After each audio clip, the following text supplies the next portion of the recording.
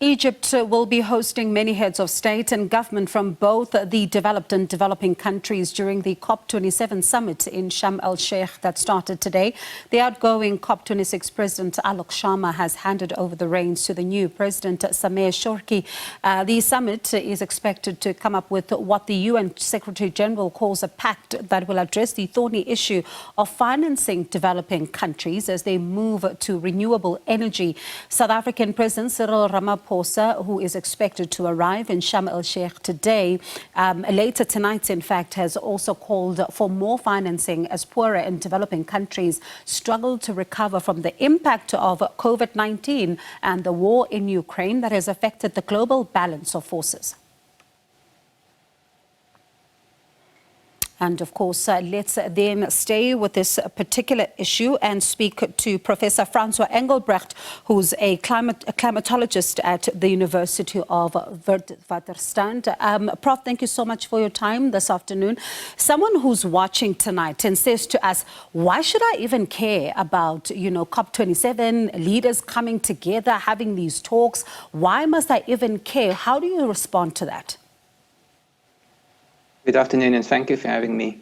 Well, it's because we as Africans are increasingly being impacted by climate change. Climate change is more and more becoming a part of our lives. It's impacting on African countries' economies.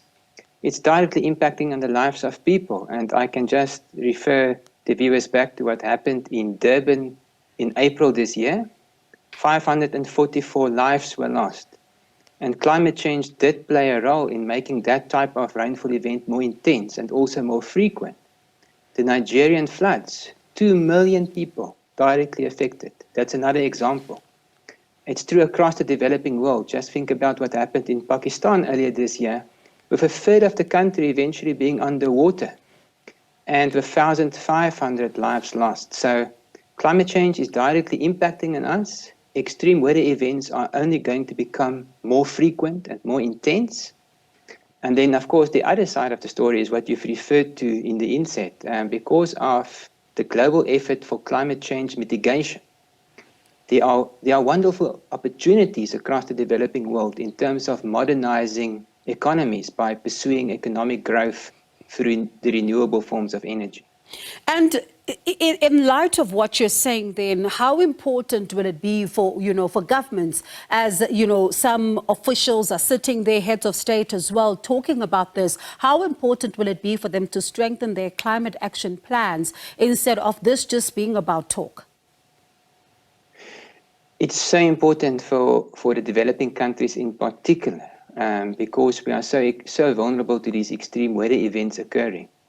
I think the African group, which has always been a really strong negotiations bloc at these United Nations climate negotiations meetings, will have to be more unified than ever before. What we've seen over the last year is that we really need enhanced adaptation funding for developing countries, specifically for African countries, in addition for support to make the transition away from fossil fuels towards the renewable forms of energy. So the principle of loss and damage, I can predict, is going to be of absolute fundamental importance in this specific negotiations meeting. It's all about fair compensation to the developing world when developing countries are being impacted by the climate change they have not caused in the first place. It's also about adaptation funding, so helping developing countries through cheap loans and through grants to strengthen, for example, their infrastructure, strengthen their disaster risk reduction plans so that they can cope better with the extreme weather events of the next 10 years and the next 20 years.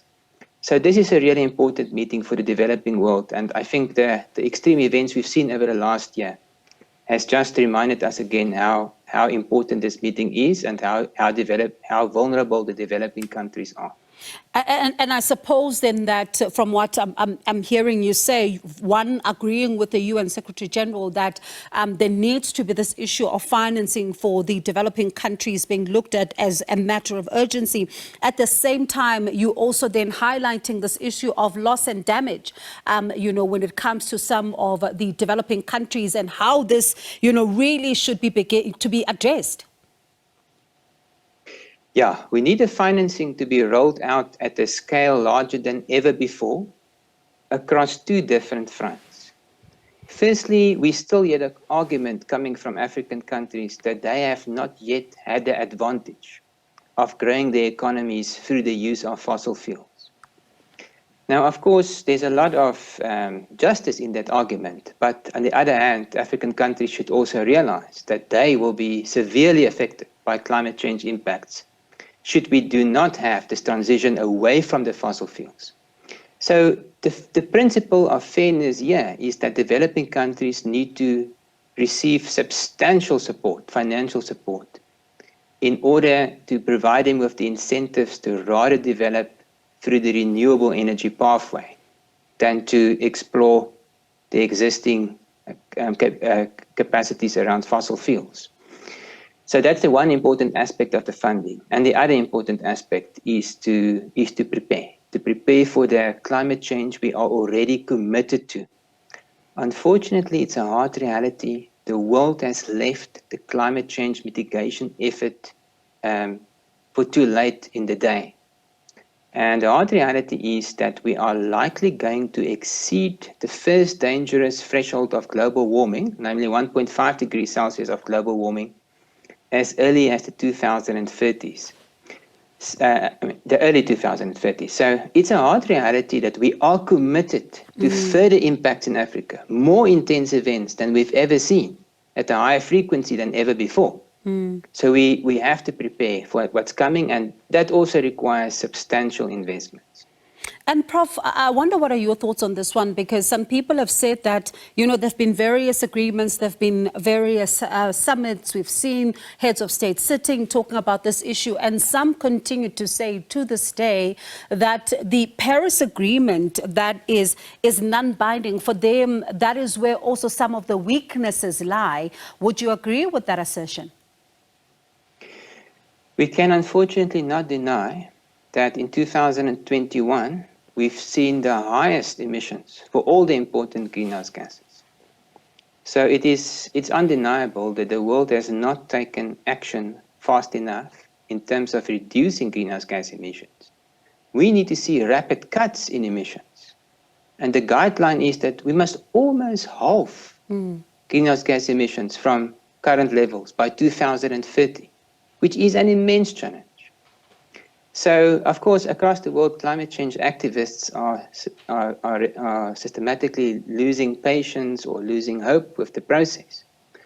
But I do also at the same time sense a new urgency that has been starting to manifest across the world, maybe purely in response to these absolutely unprecedented extreme events we've seen.